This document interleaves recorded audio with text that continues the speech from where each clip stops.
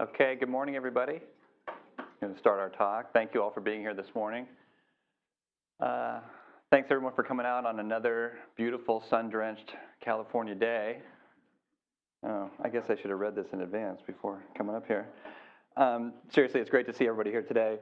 And on behalf of Stanford Medicine, I want to thank you for taking some time and sharing part of your weekend with us. My name is Michael Clays, and I do communications for the Stanford Cancer Institute. That basically means that my job is to help share with you some of the things that Stanford does related to studying, treating, and preventing all forms of cancer. And as someone who's always on the lookout for a good story, I say we have a really good one for you all today.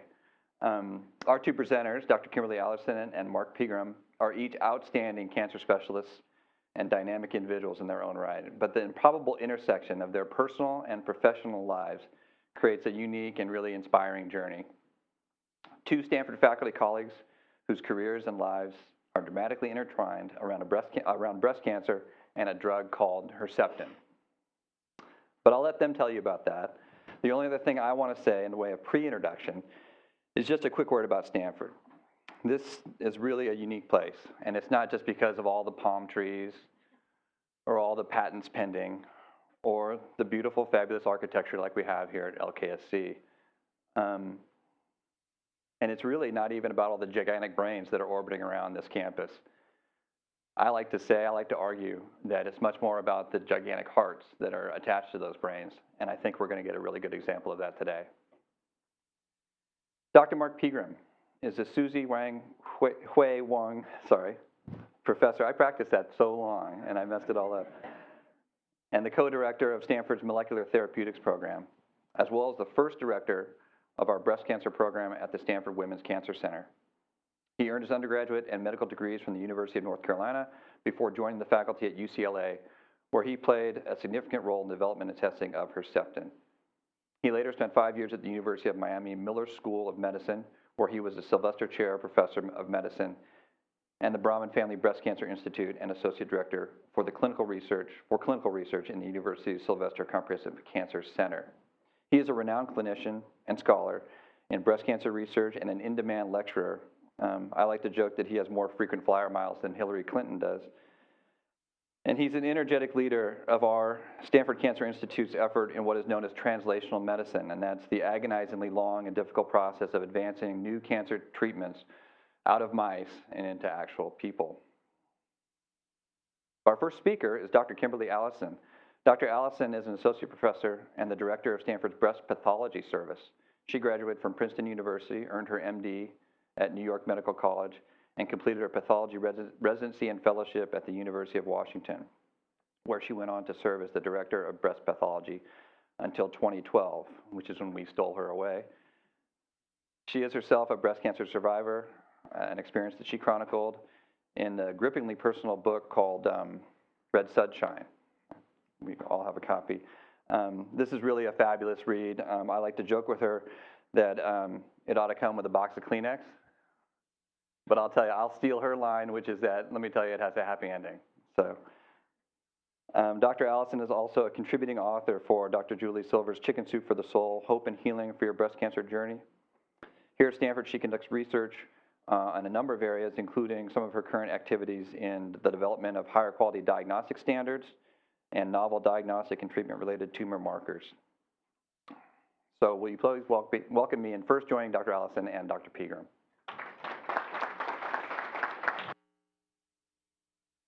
All right. Got my mic on. Good morning, and thank you all for coming out on a Saturday to expand your minds and engage in some learning on a sort of dreary Saturday morning. So where better to be than in a bunch of talks to learn about health and understanding breast cancer biology is the topic I'm going to talk about. So as Mike mentioned, I'm the director of breast pathology, and one of the things that I think is so special about Stanford is that we have a breast pathology team, and we have a very specialized group of pathologists that anytime there's a breast biopsy or a surgical specimen, it gets reviewed by that specialized team, who also goes to tumor boards and interacts with our specialists in oncology, like Dr. Pegram, radiology, radiation oncology, surgery. we have a very specialized team that I think makes this place unique in many ways.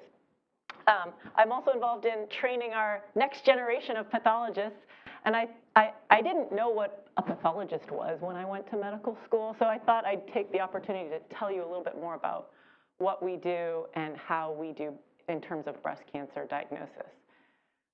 So as Mike also mentioned, I'm not only a pathologist who studies breast cancer and diagnoses it for a living, I've also been on the other side of the coin and have a personal story that I'll share with you as well a little bit about. So how many people in this room want to know the answer to this question, right? I certainly wanted to know, when I was diagnosed, all of us have probably been touched by this disease in some way. Will we find the cure? And I think the first question we really need to ask is, well, what is breast cancer? Because understanding the underlying biology of breast cancer is really key to understanding how to prevent and treat it. And that's what I find as exciting in my job, is because I'm studying the biology of the disease. Because breast cancer is not just one disease. I look at breast cancer slides all day, and each one looks different. You can see for yourself in this, images that each of these looks unique and different. So breast cancer diagnosis and treatment really begins with the pathology diagnosis. So I thought I'd walk you through a little bit of how that happens, from biopsy to slide to what I look at and characterize under the microscope. So first, of course, tissue sample's taken. Then it gets embedded in a little wax block called a paraffin block. So the tissue actually gets put in wax, and then it gets mounted on a machine called a microtome, which is sort of like a deli slicer. It's got a very sharp blade, and thin sections are taken off of it with, we have histotechnologists who work in the lab, and they're very good at the art form of creating these thin sections that then get mounted on a glass slide, sent through a machine that stains it, the beautiful purples and pinks that I see under the microscope, once it gets to me. So once I get the slides, I'm interested in characterizing a bunch of features about the cancer in terms of that will help predict behavior of that cancer. So what type of breast cancer is it? Is it ductal? Is it lobular? Is it a special type with a special type of prognosis, like a mucinous or a tubular? There are many names. The vast majority, though, are invasive ductal carcinoma. I look at the grade, so how well differentiated, how like normal breast tissue is this cancer? Is it making nice glands that look like normal ducts, or is it really poorly differentiated and just sheets of ugly cells? And that helps predict how aggressive the cancer is. How big has the cancer gotten? We look at the radiology. We also use our gross pathology and figure out, okay, how far has this cancer gotten in terms of size, and that can help predict behavior. And then lymph node status is a very powerful predictor. So has the cancer spread to a lymph node? All those things help us predict behavior. But what's really changed in the last several decades in terms of diagnosing, and my job, I'm not just telling the oncologist what you're dealing with. You have this kind of cancer. But we're looking for targets. So the stains that we do in our lab help decide which treatments that patient's a candidate for. So one of those is hormone receptors, estrogen and progesterone receptors. We stain every new breast cancer with antibodies to those and determine whether that patient's a candidate for hormone therapies like tamoxifen and aromatase inhibitors. We also stain every breast cancer for a protein called HER2. And HER2 is overexpressed in about 10 to 15% of breast cancers. It's a growth factor receptor, so these cancers grow like crazy. They're more aggressive type if they're HER2 positive. But there is a targeted therapy that's been available since about 2006 that Dr. Pegram worked on, Herceptin, and now there are many other drugs that also target HER2. So that's something that we'll characterize from the pathology standpoint, either by protein expression or looking at the genes involved in creating that protein overexpression. So we have two targeted therapies right there, hormone targeted and HER2 targeted. And then we look at proliferation. How fast is this cancer growing? Chemotherapy stops cells that are dividing. So the most rapidly proliferating tumors are more likely to respond to chemotherapy. And the slower growing ones may not benefit from chemotherapy. So that's another marker that we look at to predict which therapy to give. So there are those specific types of breast cancer where we're looking at hormone receptor positive, HER2 positive, rapidly proliferating, slowly proliferating. But when you look at the diversity of breast cancer biology, the further you delve into looking at either the expression of the genes involved in breast cancers or dial down into the mutations that are present, the Cancer Genome Atlas did a big project where they sequenced a whole lot of breast cancers, and they found that they were hoping for another mutation they could target, something that would be present in a lot of breast cancers, and boom, there's another drug we can develop. But what they found was that there are a lot of very unique mutations that are not common once you get past the hormone receptor related genes and then HER2 and proliferation related genes, that there weren't a whole lot of targets that many breast cancers had. So you really had to get precise and personal and unique to find additional targets for different patients. So I guess the answer to this question, will we find a cure for breast cancer, is really, when you understand how diverse the biology of breast cancer is that we'll find new cures for breast cancer. And we have found new cures for breast cancer. We have been very successful in treating specific forms. So in summary about the pathologist's role, I see myself as a translator of all of that biologic information, an integrator of all of that biologic information that then gives me the opportunity to work with the treatment team and the patient, and all of us together can come up with very personal, individualized treatment decisions. And so it's all part of personalized medicine. You may not meet your pathologist, but we're working behind the scenes to help characterize the biology of the disease process. So personalized medicine's a big buzzword, but I always say, medicine's always been personal. You always have had a personal relationship with your doctor, your personal relationship with your nurse and the rest of your healthcare team. And it's not every day that you share personal stories when they relate to your own health.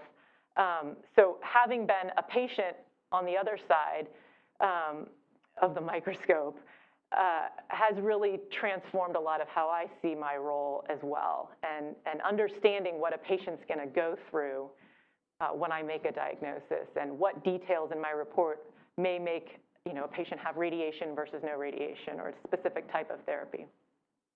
So my personal story, I was 33 years old, no family history of breast cancer, had just been given the role of director of breast pathology at University of Washington, and had just had my second child. I was back from maternity leave. I was back at work, and Henry there, he was 7 months old, and I was still breastfeeding. And 2 weeks after I'd taken on this new role at work, I went into my own gynecologist and said, there's something not quite right here.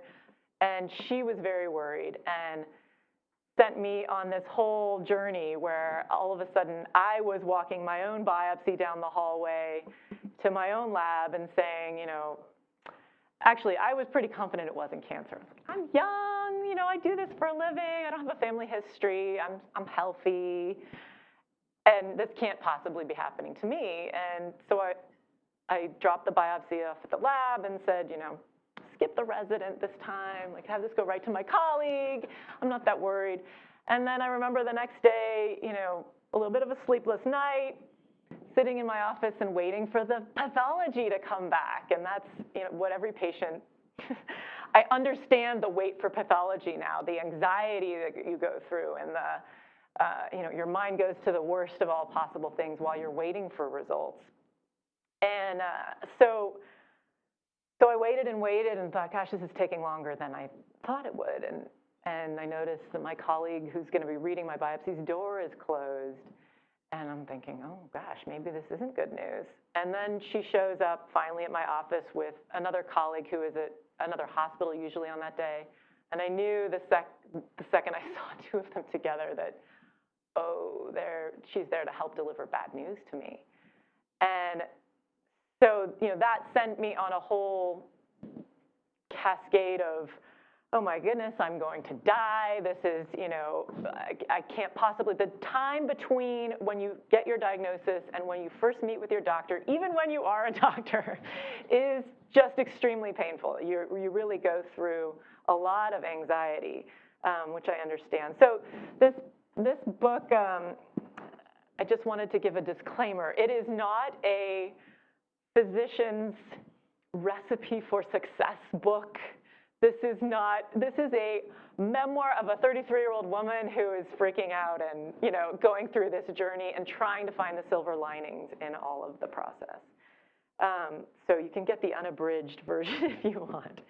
But, I certainly didn't expect to be on this journey. No one ever does. It really felt like I was Alice going down the rabbit hole. And you never expect to get what you diagnose, I guess. I remember being home shortly after my diagnosis, and my director called me and said, hey, I know we just made you the director of breast pathology, and that might be hard for you to be diagnosing that as your specialty after this. And would you like to switch to prostate? Something I couldn't get, right? And that had never occurred to me, actually. I was more than happy to be in the field and able to, fully understand what treatment was like after going through it to continue to specialize in it. But of course, as a pathologist, I wanted to know exactly all the details of my diagnosis immediately. So there's a whole spectrum of breast cancers, as we talked about. Mine was very big. Most of the breast cancers that we pick up by screening are very small, maybe 1 centimeter. Mine was 8 centimeters. It wasn't screen detected. I was nursing. I had no idea this was going on. So it was advanced. It was high grade, so poorly differentiated. And it was hormone receptor negative, so we didn't have that target to use. But it was HER2 positive. So remember, that's the protein that there was a new antibody therapy just 2 years before my diagnosis that was approved to use in a non-clinical trial setting like mine. So that gave me hope because it was already in my lymph nodes. I knew this was a really aggressive biology. I, of course, went to the internet to figure out if I was going to survive, and I plugged in all numbers I could into any calculator that I could find. Will I live or die? Don't we all do that? But there's no answer. It's all statistics. It's all, and it's based on frequently really old data because you have to wait for all of that trial data to come in. So when I looked at my survival rate and saw 40%, thought, oh my gosh, I'm not going to see my kids grow up. But I had this hope because it was HER2 positive that the drug that was new, that was out there, was going to help me and was really showing increases in survival rates and cures. So my treatment plan involved doing chemotherapy first because I had a locally advanced large cancer, and so that was standard to get it first. And I had a regimen that included this cherry red cocktail here called adriamycin, and it had this horrible nickname, the Red Devil, and it's one that patients like to avoid getting. And then I was going to have that for 3 months, and then the second 3 months have Taxol and Herceptin, the antibody therapy. So for the first 3 months, I knew I was going to get the Red Devil, and I thought, okay, I have to embrace this therapy. This is my shot at survival. I don't really want to take it. Nobody really wants to sign up for chemotherapy, but I'm going to embrace this, and the Red Devil is going to be my red sunshine. So that was the title of my book, trying to find the silver linings in all of this. So I had surgery after chemotherapy, I had radiation after surgery, and I continued my 1 year of the antibody therapy with Herceptin. I also participated in a number of clinical trials, which I think is another huge strength of Stanford, is the availability of clinical trials. And I always encourage people to seek that out when they're thinking about treatment options. So that was my treatment plan, my personal plan, my medical plan. And I knew that taking all these drugs would help heal the cancer, heal the body in some way. But healing the rest of me was a whole other story. And I think that's something that I really learned going through this process was, as an oncologist, you can say, I'm signing you up for this therapy that's going to cure you, but how do you survive this whole process? And really that's through connection to resources and connection to other patients. And I found a lot of strength in meeting with other young women that were going through something similar.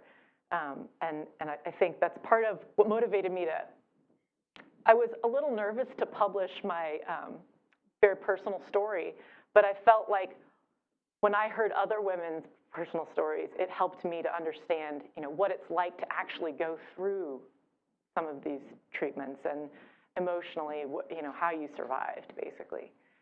So I think that that's a critical aspect of treatment.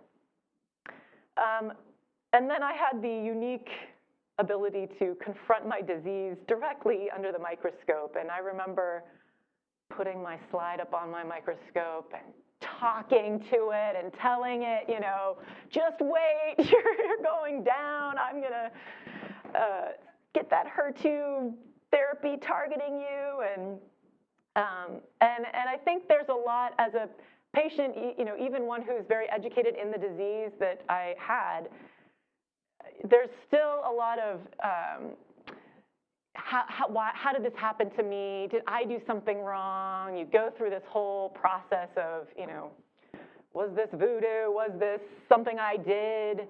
Was it something in the water? And really to let go of that and acknowledge that, people make mistakes and so do cells. This is, biology has accidents, and that's, the broad picture of what we know. There are many factors involved in how cancers occur and what factors may be involved in increasing frequencies or decreasing frequencies, but, an accident happened, basically.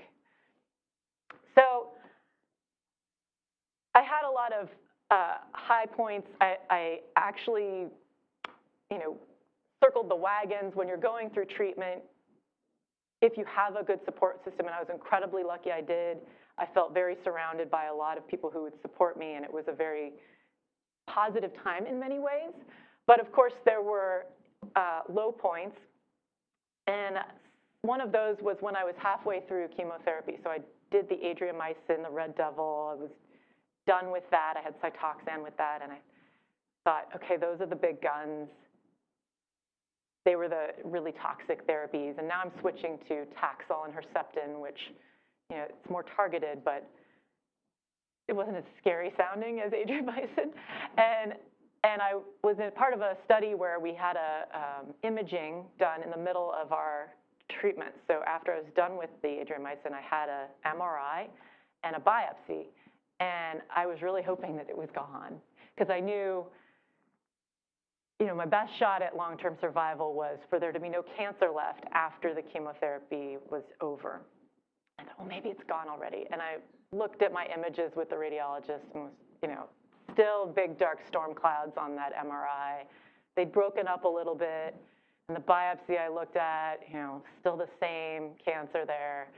And so, and I got pretty sick. I had to take a little break from chemotherapy for a couple weeks. And so that was sort of my low point. And then, went on to the antibody therapy, and my hair started growing back. And, I'm thinking, oh no, this kid, it's not stopping all the cells from dividing. But I knew that, I was still holding out hope that the targeted therapy was working and that I would have a complete pathologic response, which means there's no cancer left in the lymph nodes or the breast after chemotherapy at the time of surgery. And most patients do it the other way around. They have surgery first and then chemotherapy. And so this was me after I did find out that, having that second batch of chemotherapy and the targeted Herceptin completely eradicated the cancer from after I waited for my final pathology. And I'm incredibly lucky that we were making advances in breast cancer, that Mark Pegram was working on HER2, and that we developed a therapy that targeted specifically the biology of my specific breast cancer.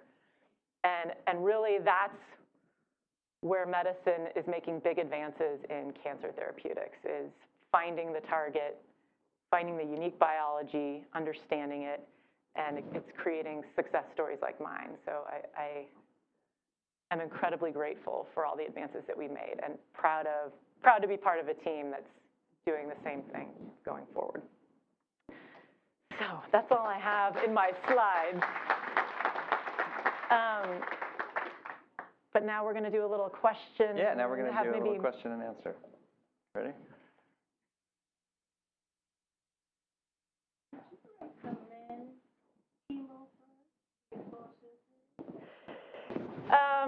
So I had it because my cancer was locally advanced, and there are a couple reasons that you probably could speak to as an oncologist better. It's not standard for all cases, right? Yeah, it depends. Yeah. You know, one of the efforts of preoperative treatment is to shrink the tumors to make the surgeon's job more, easy to get a complete resection. So if the purpose is to do a smaller surgery, for example, lumpectomy instead of mastectomy, then absolutely a preoperative approach makes a lot of sense in that instance. There are other indications now that have recently come to light because of new therapeutic opportunities. For example, in the HER2-positive subtype of breast cancer, we now have a second-generation antibody called pertuzumab, or Perjeta, that's a cousin of Herceptin, and it's synergistic when you give the two antibodies together. And the FDA recently granted accelerated approval, and it's the first drug ever approved for the preoperative treatment of human breast cancer. So that was just a few months ago, and so now the HER2-positive patients, even if they're smaller or modest-sized tumors, we often will take the opportunity to use pertuzumab along with Herceptin and chemotherapy in that instance, instead of giving postoperative therapy where Herceptin remains the only FDA-approved treatment postoperatively. So each case now is pretty much customized, and a lot rides on what intrinsic subtype of breast cancer that one has. We also have preoperative endocrine therapy studies ongoing here at Stanford, where we're using endocrine therapy instead of chemo, because for many ER-positive patients, they don't respond particularly well to chemotherapy and are not likely to have complete disappearance of their cancer. Consequently, augmenting responses to hormonal treatments with various targeted modalities seems to be very promising. And also, there was just a recent new drug approval by the FDA with a new drug called palbociclib, based on discovery research done by one of my undergraduate students in my lab when I was at UCLA, Richard Finn, studied this cyclin-dependent kinase inhibitor and found that it was synergistic with hormonal therapy in ER-positive breast cancer, and that just won FDA approval in advanced breast cancer. And the studies are ongoing now to look at that drug in earlier stages of the disease. But it really looks like it might be a blockbuster. In fact, in that particular new drug indication, there was a trial that was ongoing in stage 4 breast cancer that had to be stopped prematurely because the drug was so effective, and the Data Safety Monitoring Committee said that it would be unethical to continue randomizing to the placebo arm. So that's very promising in the case of that new drug as well. So there are lots of breakthroughs, and it's amazing how many of these breakthroughs are based on fundamental discovery research made right here at Stanford. I mean, some of the slides that you saw with gene shift microarray expression analysis that defined for the first time the intrinsic biologic behaviors of different subsets of breast cancer, all that was work done using technology pioneered here at Stanford, and the papers were co-authored by Stanford professors. So really, that's what inspired me to come to Stanford, and I think after Kim's talk, you can see why we tried to recruit Kim to come to Stanford, so we're so happy that she came. But in one more point to your question, not everybody, if there's ever a question about whether chemotherapy is necessary, you don't want to get it in advance of surgery. So there are a lot of cases where you don't know if chemotherapy is necessarily going to be a benefit until you see the rest of the pathology. Because you remember, you're only getting a tiny sample when you take a little core biopsy. And so sometimes it's better to wait for the final answer after surgery to characterize everything. And one of the breakthroughs as a result of this discovery research done here at Stanford is that there are now commercial multi-gene tests available. For example, there's a 21-gene test done by a company locally here in Redwood City.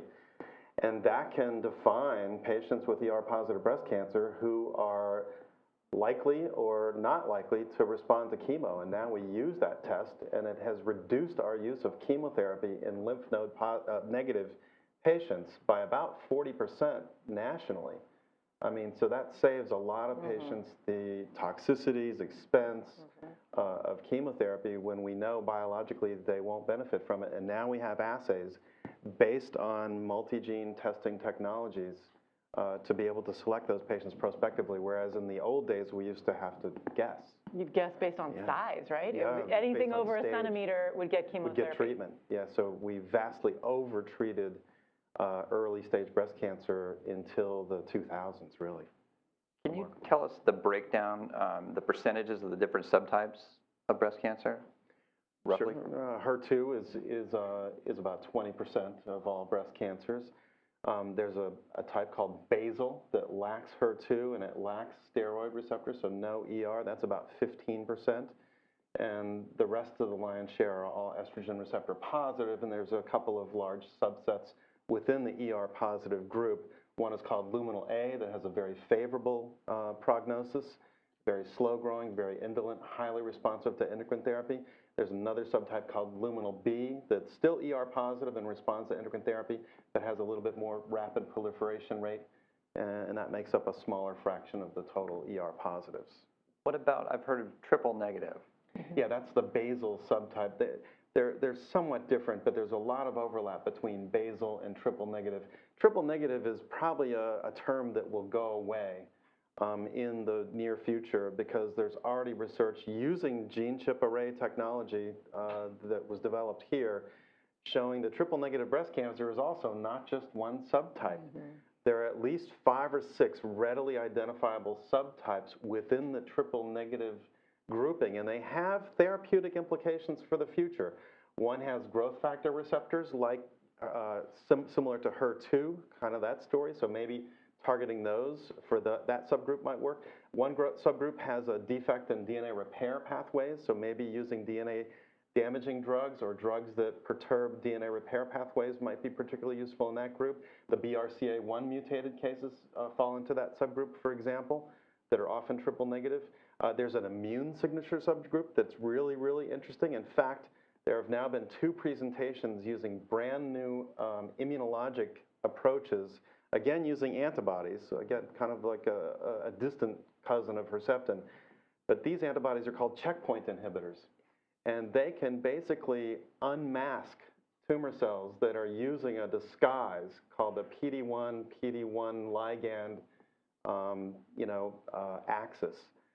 That can decorate cancer cells and disguise it from the immune system. And by blocking that interaction, you can unmask these tumors. And there's now clinical data with 2 different antibodies from 2 different biotech companies, and they both show robust responses in triple negative breast cancer. And I wonder whether it's this immune signature subtype that might be uniquely benefiting. So that work is ongoing.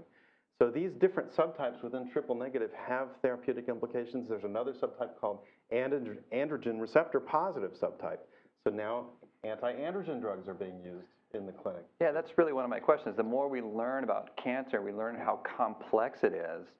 To me, my simple way of thinking, that makes it harder to solve the problem. But what you've described and what I've heard, but every one of these variations maybe is for targeting. Absolutely. That you were given obviously was very successful, and you mentioned that Medicare has approved it. What are the statistics as far as the number of people that have received this therapy and are totally cured? Some are somewhat cured, and some are not at all cured. That's absolutely right. I mean, Herceptin, works remarkably well for some patients, but not all. Kim was very fortunate to have had a pathologic complete response. We see pathologic complete responses with Herceptin and chemo only maybe 25–30% of the time. The rest of the patients don't have such robust responses, and that's why new drugs like pertuzumab, the second generation HER2 antibody that I mentioned that was recently approved, that increases that pathologic complete response rate from about maybe 30% to 50, 55, 60% range. So you're right, there are mechanisms of resistance to these types of inhibitors, and developing new ways to overcome resistance, I think, is another, it's a challenge for sure, and it's depressing when you see how smart these cancers are and how they can come up with pathways that subvert our attempts to hit these targets. But once you understand those pathways, you have another opportunity, and so that opens up sometimes a whole new area of research. Another thing that we've done recently, working with collaborators at Genentech, is they came up with technology to bind chemo-like drugs directly to the Herceptin antibody backbone, and it's called an antibody-drug conjugate. The name of this new drug is called TDM1, and it basically has all the punch of chemo plus Herceptin, but with none of the toxicities. So no nausea, no hair loss, no drop in the blood counts, etc. And it turns out that that approach can bypass some of the resistance mechanisms that have plagued us just with Herceptin alone and other similar HER2 targeting drugs. So using an antibody-drug conjugate might be able to bypass some resistance mechanisms. We have a paper that we just submitted for publication on that topic, actually. So that's very exciting. And TDM1 was just approved about a year and a half ago, based on a large randomized phase 3 trial showing a survival benefit with that antibody-drug conjugate approach. And I'm pleased to say there were 2 Stanford co-authors on the New England Journal paper. So I'm very proud of the team and the trials that we've been able to do here at Stanford to help out the community at large. You have a question over here? Yeah, I'm just curious to know, leaving aside the truly experimental processes, if it's FDA approved, is it commonly available everywhere in the country, or do people need to come here? If it's FDA approved, it is widely available in the U.S. That said, compensation by payers and whether or not you have insurance at all is still an issue. So it can be difficult to get expensive therapeutics even in America. Hopefully things like Obamacare and things like this will help.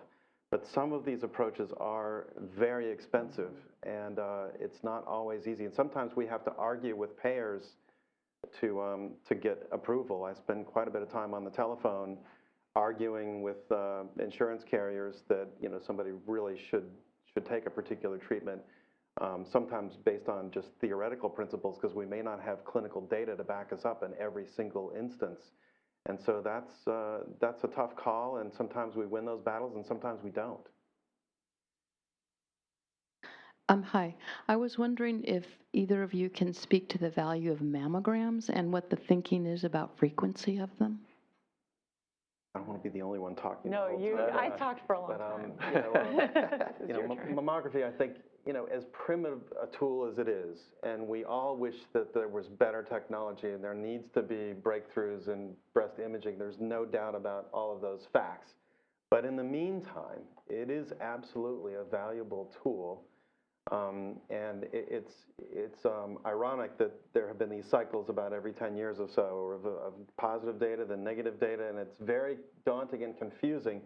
You have to understand that some of the technologies that were in play during the time some of the older trials were done don't match modern digital imaging techniques and really aren't relevant to the modern era. So now all of the task forces and august bodies that make consensus recommendations do recommend annual mammographic screening beginning at age 40. So that's what I would strongly urge you to do. For patients who have, germline errors in genes like BRCA mutations, et cetera, we add MRI imaging on top of mammography and start earlier, obviously, in those patients who are known to have a particularly high risk of breast cancer. But for patients with average risk, beginning at, by age 40 and annually thereafter is recommended. It's amazing to see In city hospitals, you know, we often will see groups of patients who aren't routinely mammographically screened, and then across the street at the university hospital, we'll see patients who have mammographic screening every year. And the biology and the difference between the patients just across the street is really remarkable. And to me, you know, even in the absence of any data, made a big impression. I mean, the patients that come into these large city hospitals that don't have the opportunity to participate in screening, they present with larger tumors and much higher stage, and their prognosis is worse. And most of the mammographically detected tumors that we face now in our clinic are often sub-centimeter and node negative. Most of those can be cured. So I think it makes a big difference just based on anecdotal experience, let alone what the data might show. Yeah, that's a great opportunity to pivot to something I wanted to bring up with Dr. Allison, and that is, I loved your slide, your comment about cells making mistakes, you know, and that there's no preordained motivation behind it. But doctors make mistakes too, and you recently were part of a co-author on a paper that really looked at the judgment or the diagnoses made by individual pathologists on their own versus a group of experts. Can you talk a little bit about that and what sort of the takeaways are for folks? Yeah, so that was the BPATH study. It was in the New England Journal a couple of weeks ago, and it caused a big Wait, don't mumble. It's in the New splash, England Journal of Medicine, like the biggest. and the New York Times, where they were picking up some of the negative aspects of the study. So the study looked at pathologists in the community diagnosing a test set of breast pathology slides with a variety of different diagnoses on them versus a consensus expert diagnosis to look at consistency. And the good news from the study was, you know, we're very high concordance rates for invasive cancer, you know, over 97% of the time, complete agreement. So, you know, that was the good news that we wanted to emphasize. But there, just as in other areas of medicine, there are gray zones in pathology, and the gray zone in breast pathology is in a diagnosis called atypia, or atypical ductal hyperplasia, and it's a borderline diagnosis between a DCIS, a ductal carcinoma in situ, which is a very early phase of breast cancer that often gets treated like a breast cancer in terms of surgery. You'll get a lumpectomy and a radiation if you have a ductal carcinoma in situ diagnosis. But if you have an atypia diagnosis, you're not quite there. And these aren't separate biologic entities that, you know, it's a spectrum. And so whenever you have a biologic spectrum and you try to put a dividing line in treatment between the two of them, you're going to get variability, both in diagnosis and in treatment, probably. So that study emphasized and you know, highlighted that there can be very big differences in the diagnostic agreement for those diagnoses that are in that gray zone, and that it can be a good idea to get a second opinion, or, you know, to have policies in different pathology practices where they show those kinds of cases that are borderline around to try and come to better consensus, so that there's more consistency in diagnosis no matter where you go for your biopsy. Great question. So it translates to big treatment differences because, you know, the woman with DCIS gets treatment, sometimes hormonal therapy, radiation, surgery. The woman with atypia might have one surgery to see if there's anything worse, and then they're done if there's nothing in that surgical specimen. So big difference in cost and, you know, what you're going through. For the low-grade DCIS end of the spectrum, which is usually what the differential is between ADH and low-grade DCIS, the outcomes, you know, aren't dramatically different. It's all low-grade biology, slow-growing, you know, early precursors to invasive cancer. So that is something that we're interested in looking at more in terms of like how big the outcomes, survival, or, you know, are there real survival differences? Because it's such a good prognosis cancer to begin with. And, you know, do we overtreat We do. certain aspects? We vastly overtreat Yeah. many DCISs because we're not sophisticated enough yet to understand which ones are a true threat and which one would have never bothered the patient lifelong. Kind of like prostate cancer in men is the same situation. You know, many men die with prostate cancer, but it never affects them. And that's also true with ductal carcinoma in situ of the breast. We're starting to develop molecular tools to try to tease apart the various risk categories within DCIS. We're even doing a genomics campaign in the laboratory right now to see at a genetic level what's the relationship between carcinoma in situ and invasive breast cancer. That's still not clear. It's been offered historically just based on microscopic appearances that they must be along the same path, that DCIS is a precursor to invasion. The invasion just picks up extra genetic hits and becomes a cancer. But there was a paper published here at Stanford by Kim's group showing that based on a small pilot data set that DCIS might actually be a branch of a tree, kind of like a Neanderthal man branch that's not related to the invasive cancer branch. So hopefully we can tease that apart, and that might also tell us which ones are a threat and which ones can be left alone. Great. What we have? Oh, I have another. You've been I impatient, just yeah. have one little basic, another screening question, because I hear a lot about dealing with screening in dense breast cancer tissue. Of course, yes. And what sort of options are there beyond the? Well, you know, breast density is normal in young women, and so there's nothing wrong with that. You know, the state of California decided that everyone needs to become aware of their breast density if it's found on a report, because it can hide underlying tumors in some instances, but those are pretty uncommon. So the simple answer is the vast majority of women who have density detected mammographically probably don't need to do anything except continue to do their annual mammograms, and when they reach a certain age, the percentage of fat will increase in the breast tissue, and the contrast stability on the mammogram will improve with age. It always does. So for other patients where there might be an index of suspicion that there could be something underlying a dense mammogram, then the other options are ultrasonography with ultrasound. Physical examination is another good option, and breast MR imaging. But not everybody with breast density on a mammogram should have an MRI and a sono and lose sleep, because it is a normal physiologic finding in young women. That's correct. So if you have a heightened index of suspicion, you're exactly right. If you have a number of risk factors and density, it may be something that's funny on exam, absolutely go the extra mile and get extra imaging modalities. But the sad thing about the law requiring us to report density is it's alarming to patients that are not sure what to do, and it can get pretty confusing. We get a lot of phone calls as a result of that, and you know, I don't know what the right answer is in terms of the balance between what we're obliged to tell people and what is maybe too much information. Question back there. Oh, sorry, go ahead.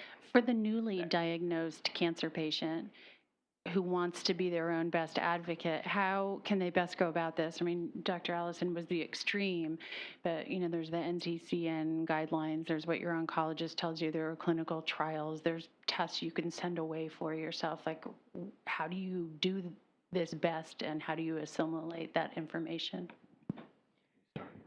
Yeah, I think there is a lot to assimilate, and thankfully there are some choices that patients are left to decide for themselves. You have this option, you're in a gray zone. We don't have all the evidence for every clinical decision, and so there are some choices to be made in breast. You know, do you want the lumpectomy with radiation or the mastectomy? Do you want chemotherapy or no chemotherapy when you're in a gray zone of whether that'll benefit or not?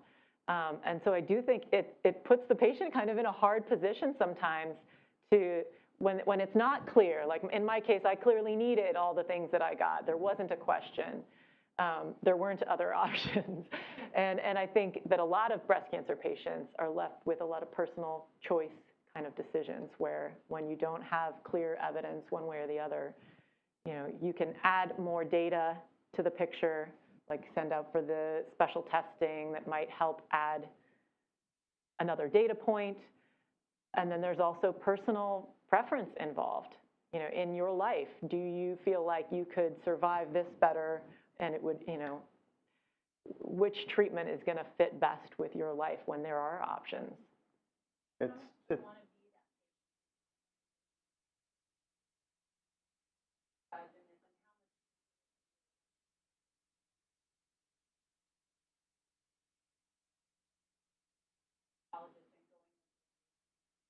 I think, for most breast cancer cases, we have great treatments.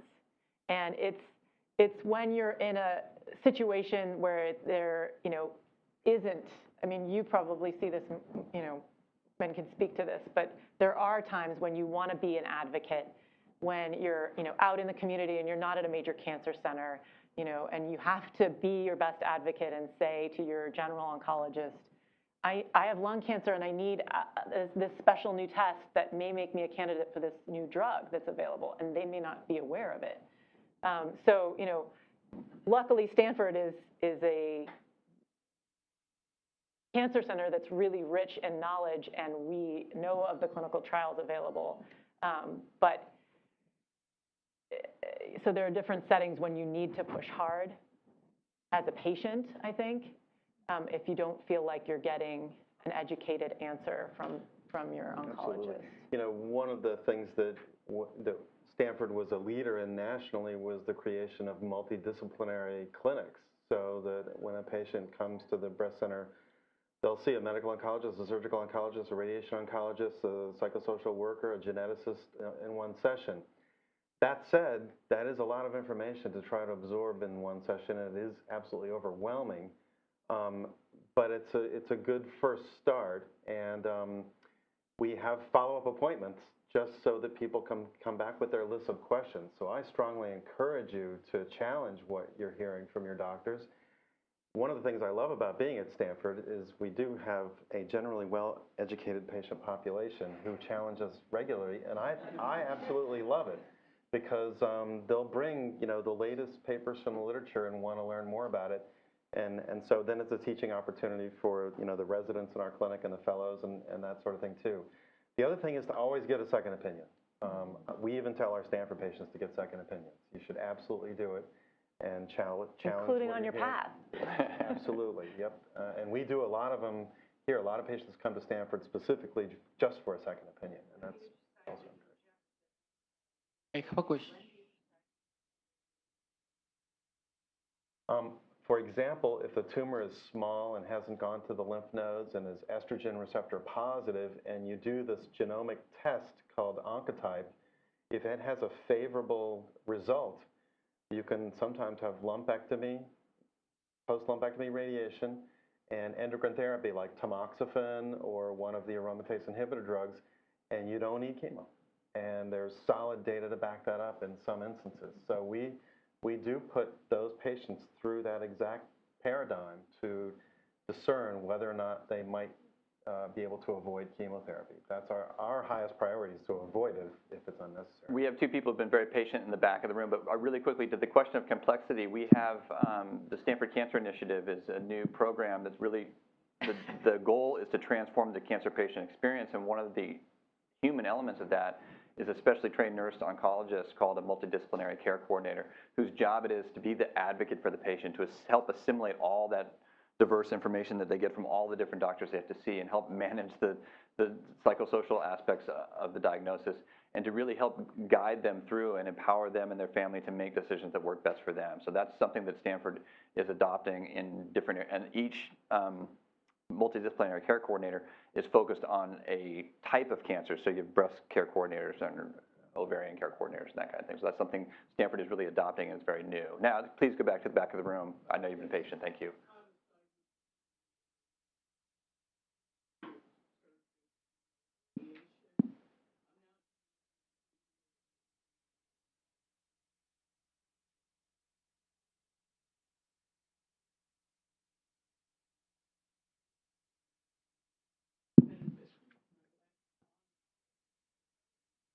No, the HER2 gene is not amplified in triple-negative breast cancers, and so the HER2 antibodies like Herceptin, pertuzumab, TDM1, those would be of no benefit in triple-negative.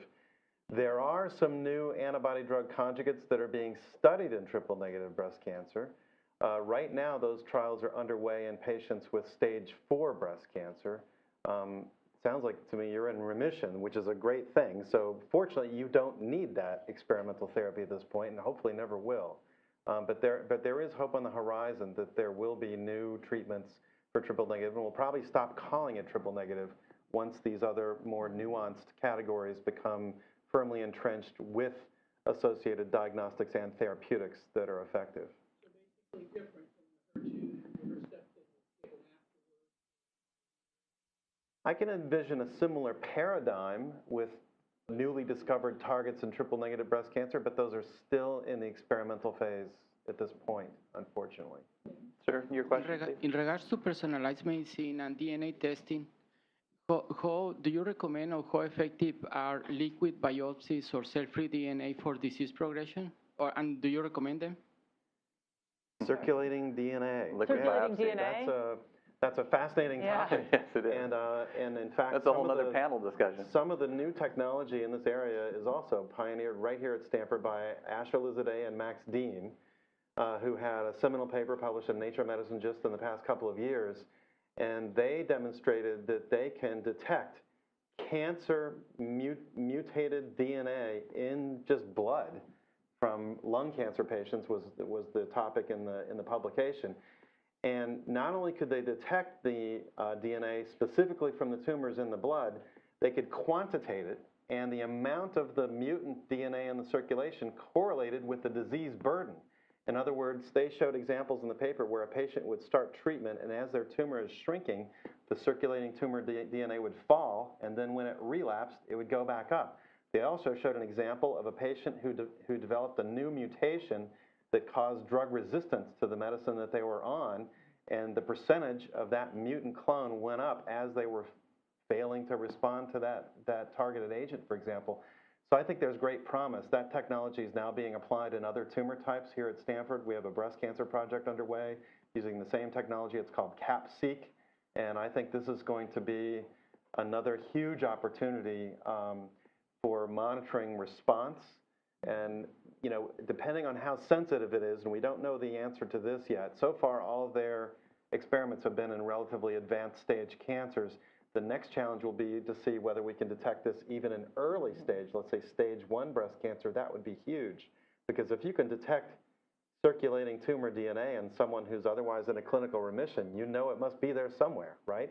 That would be of great interest, but it's still a research tool now. It's not commercially available yet. And to be done with a non-invasive blood test would be astounding. Exactly. It could replace biopsies, which would be fantastic. We have just a couple of more minutes. Thank you all for your great questions and your patience. Dr. Allison and Dr. Pegram will be around afterwards for a few minutes if you have additional questions. So, here, actually. okay, and then Do you have any thoughts about raloxifene versus tamoxifen as a preventive? I had DCIS twice, Sure. and so a mastectomy, and I took a Arimidex for 5 years. And then Yeah. I had two differing recommendations from two different oncologists. So there's been a head-to-head phase 3 trial comparing 5 years of tamoxifen versus 5 years of raloxifene as a prevention for breast cancer in women who have some risk of breast cancer. And it actually has shown in the most recent data cut superiority, slight superiority of the tamoxifen. That said, in some patients, raloxifene may be a little bit better tolerated in some patients. And so, again, it's a personal kind of question. If you start off on tamoxifen and can't tolerate it well, you could switch to tamoxifen. There's also been a prevention trial using an aromatase inhibitor showing that those also can reduce breast cancer risk, though they have their own unique toxicities. So it's a fine balance. The difference in the P2 trial, which was an NCI study conducted by the NSABP, comparing tamoxifen to raloxifene, the differences were rather subtle in my estimation.